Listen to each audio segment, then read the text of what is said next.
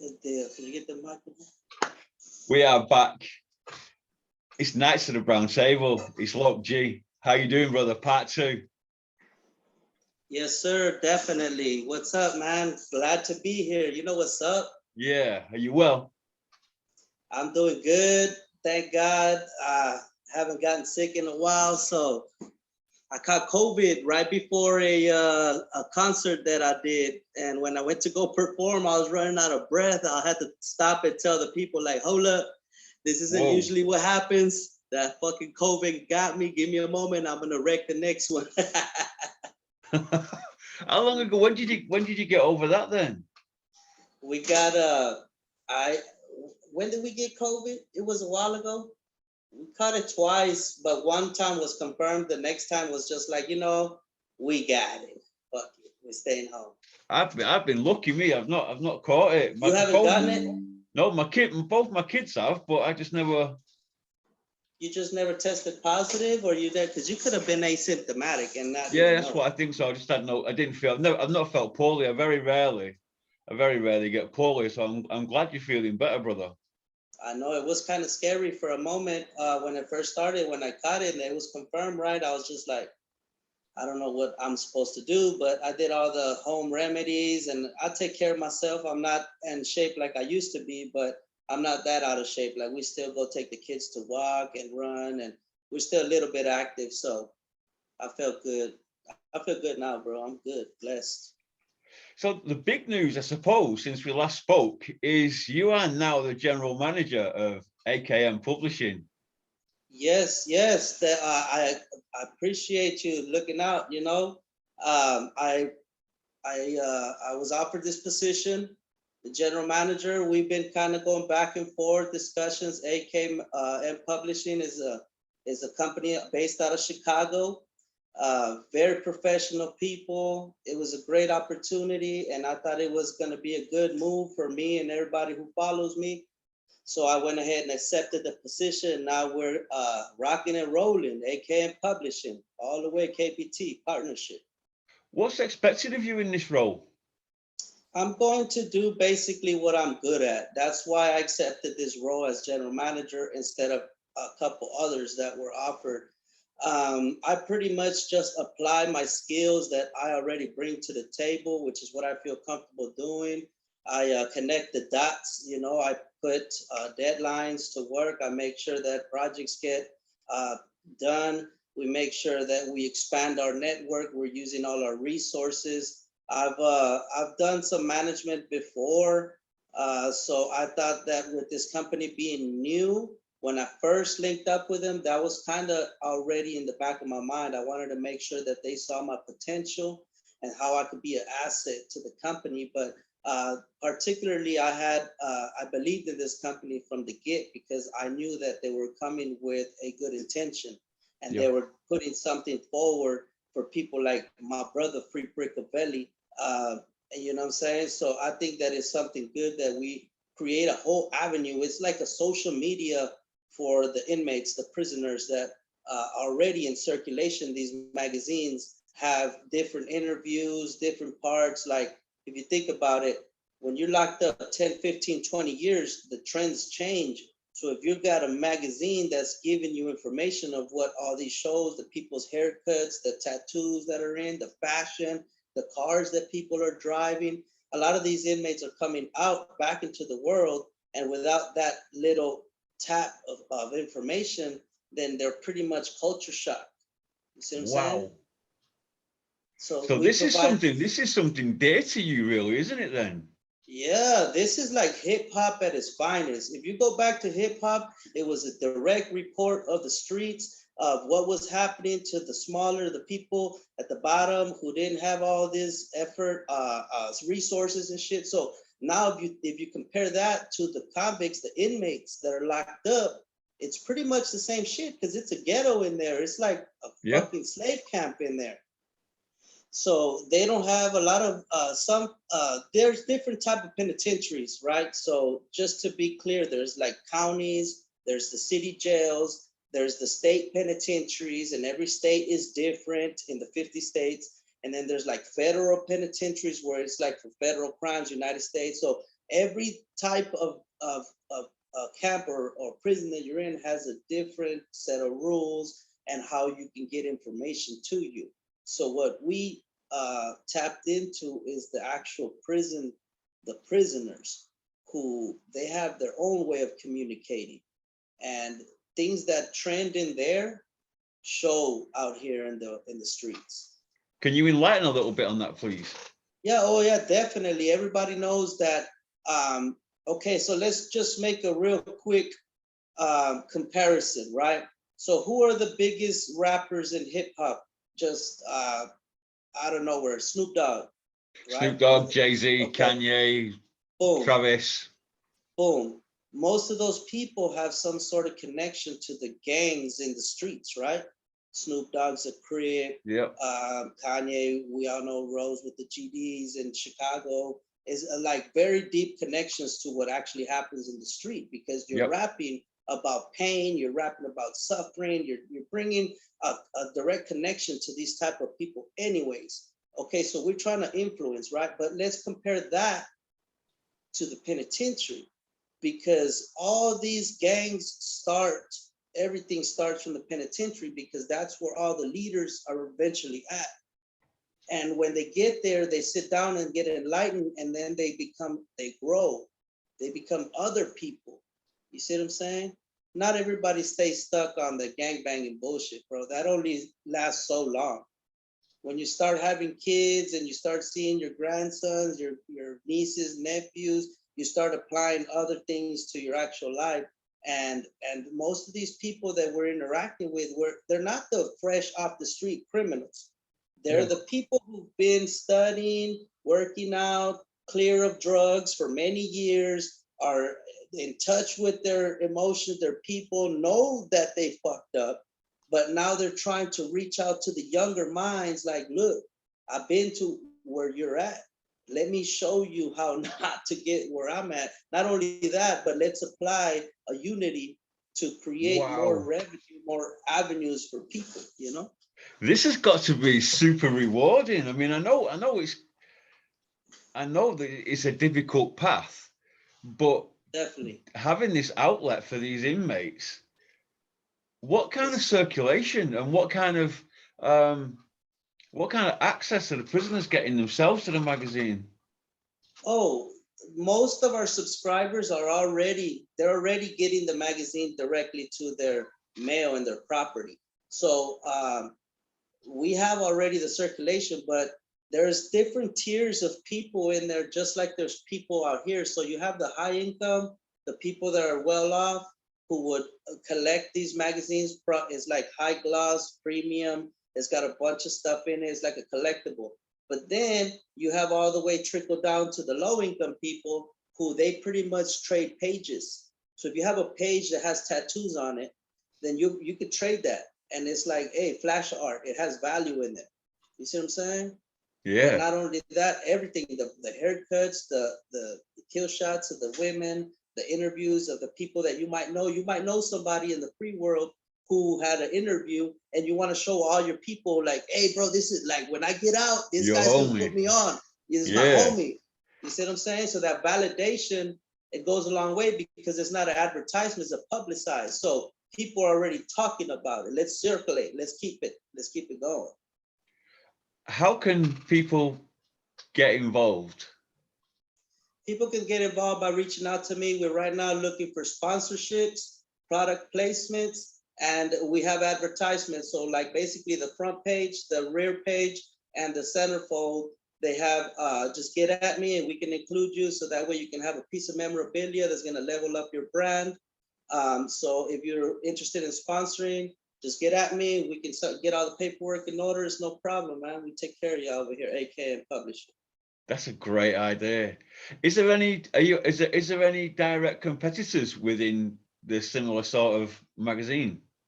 Yes, there is, but I'll tell you right now, from the input that I have, they are not going to be hitting the avenues that I'm going to be hitting, because my magazine is going to include a workout of what you could do in there in prison. It's going to include some car information, because I'm a master mechanic, so I'm going to give y'all some tips of how to get your wheels up. Everybody needs this information. I have a personal friend of mine who's a master tattoo artist. He's going to give you some behind the scenes code of silence type of fucking information for the artists who are in their tattooing. It's going to help them out. So I'm going to bring value to every single page. But there is a magazine out there. It's called The Kite. And that's our biggest competitor. Yeah. Can the inmates themselves get directly involved? Can they actually contact you and write into the magazine? Yes, definitely. They could. We have a lot of mail. We get a lot of mail because they can't send us no DMs. They're most of the time locked up in there, most of our subscribers. So we get a lot of mail. Keep sending the mail. We'll reply to each and every one of y'all. We'll get everybody involved. We have avenues, opportunities for all the little people. You just got to reach out to me and I'll make it happen. This is a complete all-in-one kind of culture. And I'm sorry to say, the culture that we live in, where it is this repetitiveness of reoffending, going into prison, coming out. And unless you catch that lucky break and manage to sort yourself out, you know, probably 70% of inmates end up reoffending again within the first year. So within this whole culture of that we're involved in with hip hop, this is an integral part of it. Yes, correct.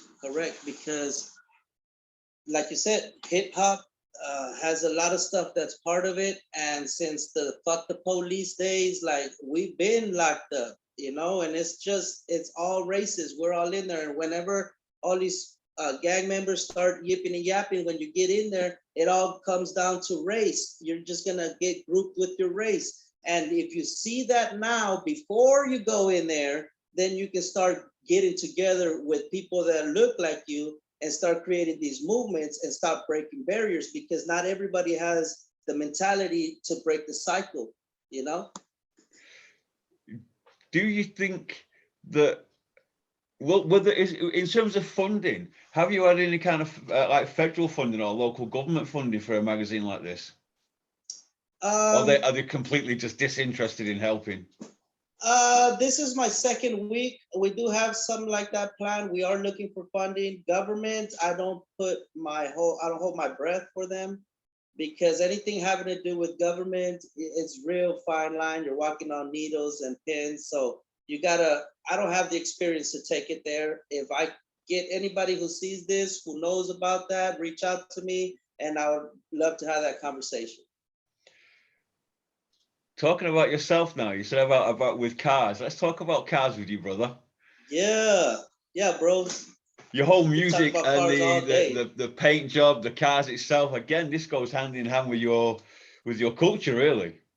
It does. I've been fixing cars since I can remember. Since a little kid, 4th, 5th grade is when I built my first engine. In 9th grade, they asked me to explain to the class what the engine does, because I was talking. And so I got up there and I explained to the class. So 9th grade, I was in class with all the seniors. 10th grade, I got the co-op program. I actually worked at a shop.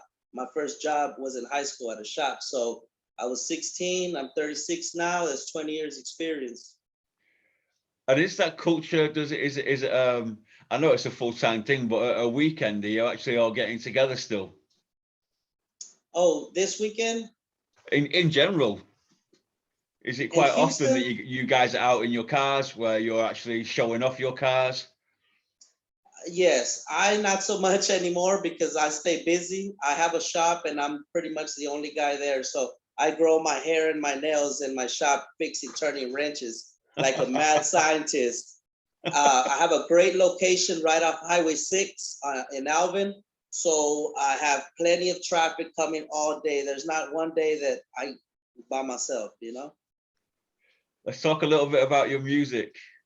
There's a couple of tracks, well, there's been 3 tracks actually that I've just seemed to find myself playing all the time. Is Checkmate to start with. Okay, Checkmate, yeah. I think that's my favorite, actually. Damn, the Checkmate mixtape, Brickavelli was, I think, 14 years old when we did it. Wow. And I was going through it with the record label. I was getting out of it, and I wanted to put a fundraiser together so I can raise some funds. We needed like $8,000 to release an album called The Unification that was already all the way done. We just needed the funds. So we created the Checkmate mixtape. It was put together in 3 different studios. And when we first got it, it was 5,000 units. And we sold almost all of them in about 3 months for about $5 each. Well done, man.